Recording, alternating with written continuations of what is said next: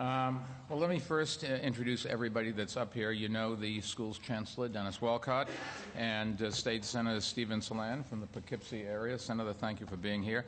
Bernard Perazio, the Yonkers Superintendent. Wave your hands if you can. Tim Kramer, Executive Director of New York State School Boards Associations. Dr. Marilyn Terranova, President of the New York State Council of School Superintendents. They're going to speak. Also with us is Jay Warner, General Counsel of New York State School Board Association. Dr. Robert Reedy, Executive Director of New York State Council of School Superintendents.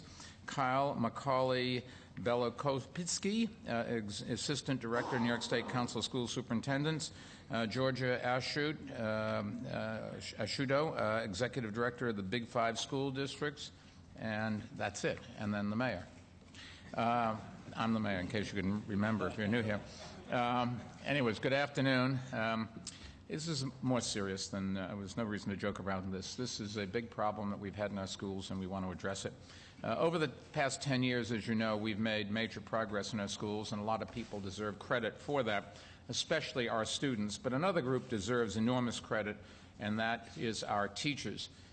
New York City, I think, and I've said this 10 years now, has, I think, the best group of teachers in the world. They are hardworking and devoted to their students. And when I came into office, they were dramatically underpaid compared to teachers in the suburbs, and we rectified that. My recollection is they had something like a 40-odd% increase in salaries the first or second year we were in office, because I think we should pay our teachers as well as we can afford to do so. That's the way you get the best people, and that's the way those people can focus on doing their job rather than how they're going to pay the rent. This is the best group ever put together, I think, but just like in any profession, some employees act in ways that demand nothing short of their termination, and we are here because only the current regulations prevent just that. So if you have an enormous group of teachers, and we have something like 75,000 odd teachers, you're always going to have a few bad apples, and that's what we're here to talk about today. We think that every child deserves a safe learning environment, and every parent has the right to know that his or her child is safe while at school, and our administration will certainly not accept regulations that put our children at risk, and the current regulations do exactly that, and that's what we want to change. Now, over the years, the Department of Education has attempted to terminate teachers for reasons of sexual misconduct, but all too often the employees are not terminated because under current law, if there is an allegation that a teacher has engaged in sexual behavior or made sexual comments towards a student, an investigation is conducted, and if the charges are substantiated, the Department of Education can seek to terminate that teacher by presenting the case before an arbiter. But the arbiters are chosen jointly by the city and the teachers union, and if they disappoint one side, the other side can remove them. And so we think, that leads to decisions that sometimes aims to please both sides, and in doing so, it is the students that pay the price.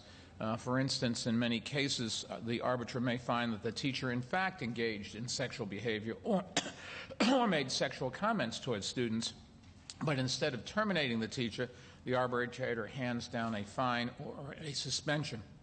That is just not acceptable. We hold our teachers to the highest standards because we have the highest obligations to our children, and if one of them is found to have engaged in sexual misconduct, he or she should be terminated, period. Those are not people who should be in the classroom with our kids. And that's the way it is for most other city employees, incidentally. And it just makes no sense that teachers should be held to a lower standard than those that interface with the general public. Let me emphasize that point. We're holding other employees, from computer technicians to sanitation workers, to the highest standards, and yet we're not doing the same for the people who are entrusted to work and educate our children. This dangerous double standard just has to end. Now, in most agencies, if an investigation finds an employee has engaged in serious misconduct, the Commissioner can bring a case against the employee before the Office of Administrative Trials and Hearings. An administrative law judge will hear the case, and if the judge finds that the employee engaged in misconduct, the judge issues a recommendation to the Commissioner, and then it's up to the Commissioner to make the final determination. And we believe that this should also be the process in our schools. There is simply no reason that teachers accused of sexual misconduct should have a greater job security than other city employees. The fact that they currently do is wrong, it is dangerous, it is indefensible. And in the end, it should be the head of the agency that runs the agency and decides who works there. They're the professionals that are hired by the public to provide the kind of services the public wants, and I can't think of any service that is more important than educating our kids, and they just have to be protected. They are the most vulnerable in our society, and if city government can't take care of them, I don't know who's going to. Working with our colleagues in state government, we are making a new push to reform the law and fix this broken system. And standing with me today is State Senator Stephen Saland, who is introducing a new bill to amend New York State Education Law 3020A. We are also joined by leaders of educational organizations representing school districts and superintendents. They come from across the state, and they're here because they are encountering the same issues as we here are in New York City. And we're calling on the United Federation of Teachers, our local teachers union, to join us. No one's interest is served by protecting teachers who have engaged in misconduct and putting our children at risk. And the UFT, which is charged with protecting their teachers, should not protect these teachers. The UFT constantly says they have the interests of our children at heart, and I take them at their word. This is something where, if you really care about our children, it is just indefensible to say that these teachers should stay in the system. Under this reform, teachers accused of sexual misconduct would continue to get a full and fair hearing. But school boards, and in New York City, the Schools Chancellor, would have the authority to reprimand or terminate an employee who is found to have engaged in sexual behavior or made sexual comments towards students. Now, as I said, under current law, these personnel decisions are left to outside arbitrators today whose determinations are binding. And let me just give you one example of what that can mean. In one case, an investigator found that a teacher had inappropriately touched a number of female students. This was the teacher's second hearing for such offensive behavior. But the hearing officer only imposed suspension without pay and a strong warning. That is just not acceptable. How can we as adults let that teacher go back into the classroom knowing, and they've done this more than once, they've even been brought up in charges before. It is time that actually filing charges of this individual has arrived, that we're going to file them for a third time. And as a parent, I can just tell you, I would be just outraged, and I would not tolerate it if I knew that my children were in a school system where there are teachers who do inappropriate things, and the system protects them rather than protects my child. If the school employee is found to have engaged in sexual behavior or made sexual comments towards students, the Chancellor, in this case Dennis Walcott, or the school boards, in the case of other parts of the state, should have the authority to decide on both the case and the appropriate penalty, including termination. And the legislation we are proposing would give them that authority while still preserving every employee's right to due process. Employees who are accused of misconduct will continue to have the right to a full and fair hearing, and we're committed to see that anyone who's accused of behavior or speaking in a sexual manner towards students gets just that. Tenured employees will also have the right to file an appeal in state Supreme Court. No one's going to lose any rights under our law, this new law. We're just trying to ensure that every child's right to a safe learning environment is protected. And I did want to particularly thank State Senator Saland for standing with New York City's 1.1 million students and students across our state. Already this year, we've seen our governor and state legislature step up and adopt important reforms designed to ensure that every child has an effective teacher. This legislation is the natural next step, and it is an urgent next step. Our children cannot afford to wait, and so our Department of Education has already adopted several reforms to begin immediately addressing the problem. I just wanted you to know what those are, because we are not going to wait around for the state, although let's hope that Senator Saland is successful in getting this law passed. First, Schools Chancellor Walcott and his team at the Department of Education, you should know, have just completed a review of employees that the city's Special Commissioner of Investigation had previously found to have engaged in this type of misconduct. After the assessment, Chancellor Walcott determined that the Department of Education should take further action against 8 employees who had not received sufficient discipline. 4 of the employees, who are teachers with tenured rights, have been reassigned to administrative duties while we seek to terminate their employment. The remaining 4, who are not teachers, have been terminated. They operate under a different law. But the bottom line is we are not going to let anybody that's been accused and where there's reason to believe that it really happened to be in front of our kids.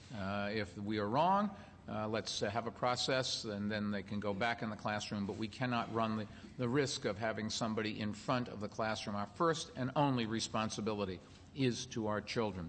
Second, we have strengthened the department's internal hiring and personnel review policies, and that includes improving how we track employees so that school principals have as much information as they need before they make hiring decisions. In the past, they did not get all this information before.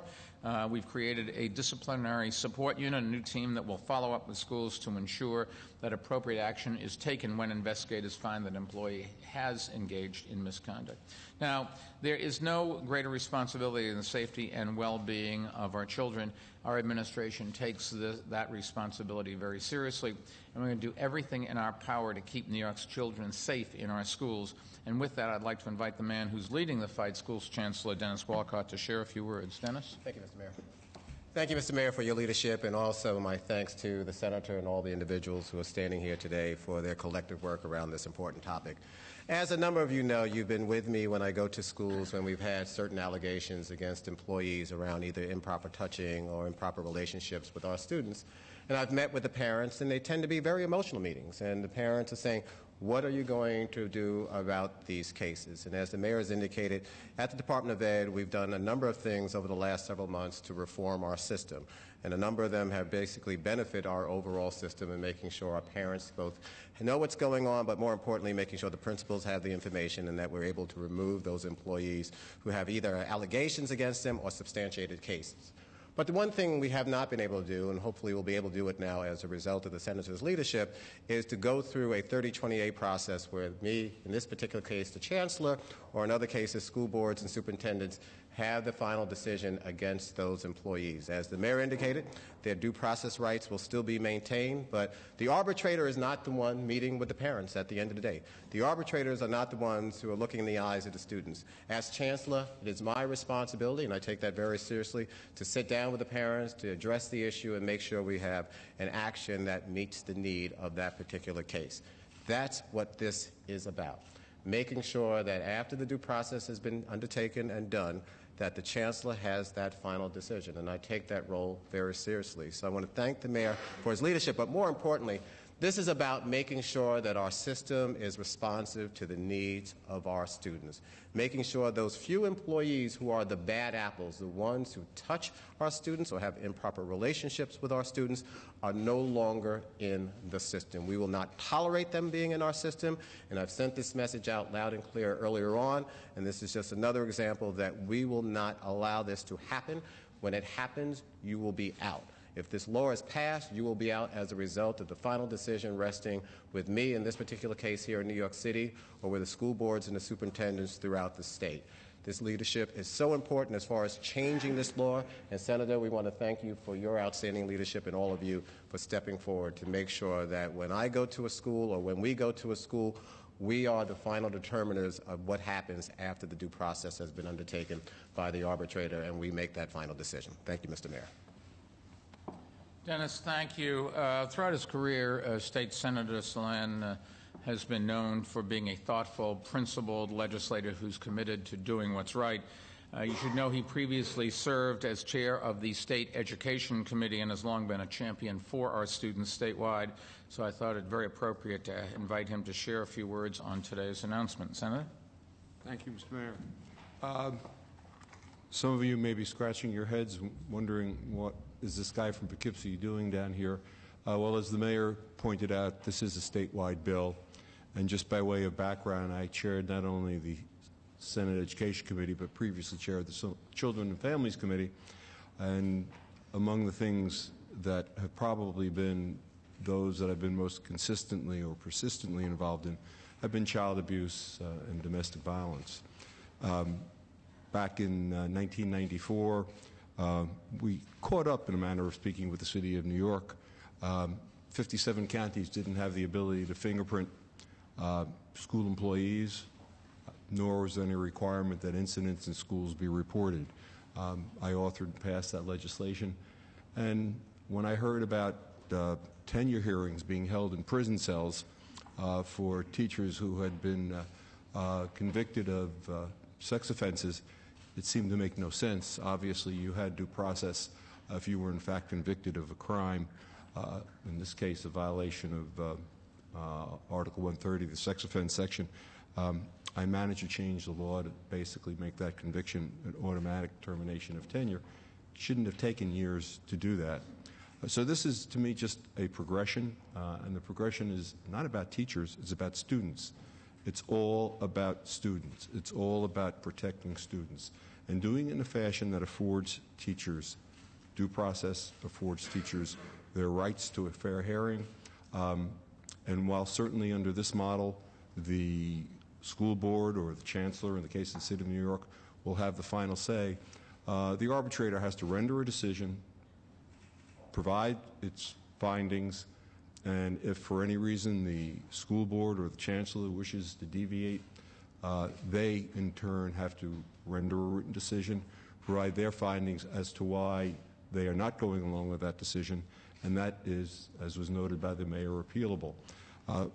We are talking about some things that are very obvious. Clearly, at first blush, the idea of a teacher having an intimate sexual relationship with a child, a student, would be certainly unacceptable. The idea of a teacher, and I know of accounts in which this has occurred, taking advantage of a student by perhaps culling her out, cultivating him or her until they turn of age, and then having a sexual relationship with them, and having attained that age, there's no longer a crime. And if the young man or young woman somehow or other thinks this is a romantic and loving relationship, they're not about to press charges, or perhaps they're too embarrassed to even press charges. I've seen things like that happen in my district, and there were few, if any, consequences for that. What we attempt to do here is to strike a balance. We look to the intent. Was there an intent to initiate a sexual relationship?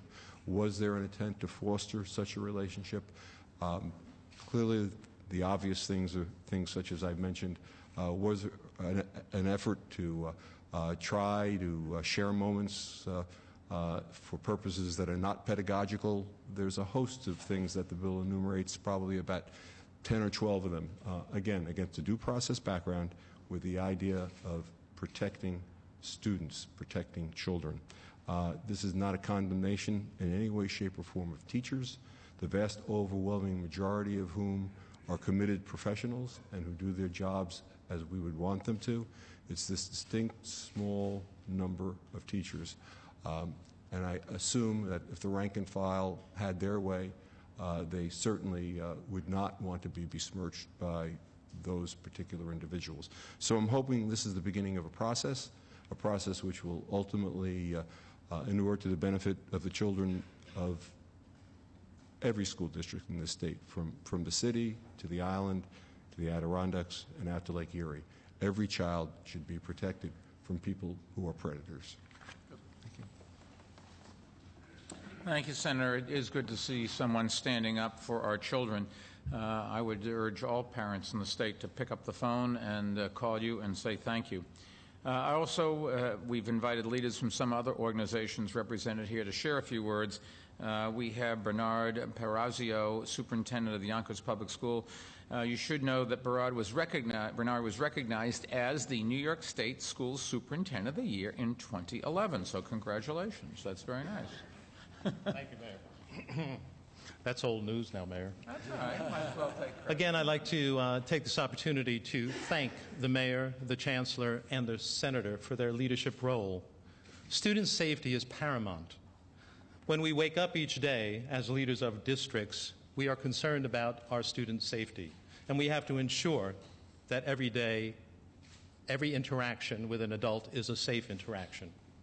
Many of you may not know that when an arbiter's decision is made, it's binding, but it's held harmless. And I want to illustrate a point in fact. 7 years ago, we had an incident which involved an arbiter's decision. That decision, again, as the mayor related to the one in New York City, was a slap on the hand, a fine, and a return to the classroom. Lo and behold, a second incident occurred. The individual removed himself from the district, but now the district is dealing with litigation. Litigation because the parent said, Mr. Superintendent, you knew what this man did in the past, and you allowed him to come back into the classroom.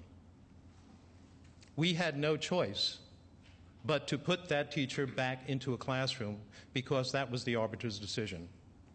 So this will have far-reaching consequences across the state. It will assist us in our work on a daily basis. It will assist us in helping all the wonderful teachers that we do have and removing, as was said before, those few that prey upon our children. So again, thank you for your leadership, thank you for your hard work and your dedication, and we are on board with this legislation. Bernard, thank you. We also have Tim Creamer, Executive Director of the New York State School Boards Association, which represents 700 school boards from across the state. Tim? Thank you, Mr. Mayor. I am very pleased to join Mayor Bloomberg, Senator Saland, Chancellor Walcott, and my colleagues up here today on behalf of school boards throughout New York. For nearly 2 decades, the New York State School Boards Association has sought changes to the state's broken tenured teacher disciplinary law. We could talk at length about the amount of the duration it takes, which is 536 days on average, or the cost it takes, over $275,000 for the average teacher disciplinary process. But even more alarming than these figures is the toll it takes when a teacher engages in inappropriate sexual or romantic conduct toward a student. Although a number of teachers who engage in this type of conduct is small, the fact is improper sexual remarks or improper relationships with students is one of the most common disciplinary charges brought by school districts. Like New York City, school districts around the state are often stymied in their ability to terminate individuals who present a significant risk to the safety of children. In cases of this nature, boards of education should not be required to adopt a hearing officer's decision if that decision defies logic and imperils the safety of our students. Case in point, in one upstate school district that was highlighted on CNN last night, an arbitrator ruled that a teacher accused of a sexually charged behavior towards students could not be fired. A Supreme Court judge later vacated the ruling, writing that, quote, "The penalty imposed by the hearing officer should shock the conscience of any reasonable person," end quote. Since under current law, the court could only send the decision back to the same arbitrator for further review, the school district is powerless to secure an appropriate penalty. This case is still pending. Parents and the public remain outraged. We applaud Mayor Bloomberg and Senator Saland for taking the lead on this critical legislation and working to resolve this situation immediately. Thank you. Tim, thank you. Our last speaker is Marilyn Terranova, who is Superintendent of Schools in Eastchester and the President of the New York State Council of School Superintendents. Marilyn? Thank you, Mayor. It is really my pleasure to be here today representing the Council of School Superintendents. And we would like to sincerely thank Senator Saland for introducing and sponsoring this very important legislation proposed by Mayor Bloomberg and Chancellor Walcott. When you improve the effectiveness of our teaching workforce, it's very important to note that they are the ones that will be raising student achievement. This is the most important piece of this legislation, we feel, as a Council of School Superintendents, raising student achievement. The recent state budget also provided us with a number of changes that would expedite decision-making in terms of disciplining and removing tenured staff. Today's legislation really continues with that progress and strengthens the school district's ability to remove teachers because of their misconduct, and really clearly delineates for us that they should not be working with the students of New York State. In addition, this legislation continues to give a voice to the children and parents of New York State. We are looking forward to working with Senator Saland, Mayor Bloomberg, and Chancellor Walcott to enact this legislation as quickly as possible. Thank you, gentlemen, for all that you are doing for the children of New York. Marilyn, thank you. Before opening the floor to questions, let me just summarize today's announcement for our Spanish-speaking New Yorkers. Estamos proponiendo una legislación estatal que nos dará la autoridad para disciplinar a los empleados del sistema escolar cuando se han tenido contacto inapropiado con estudiantes. And with that, we'd be happy to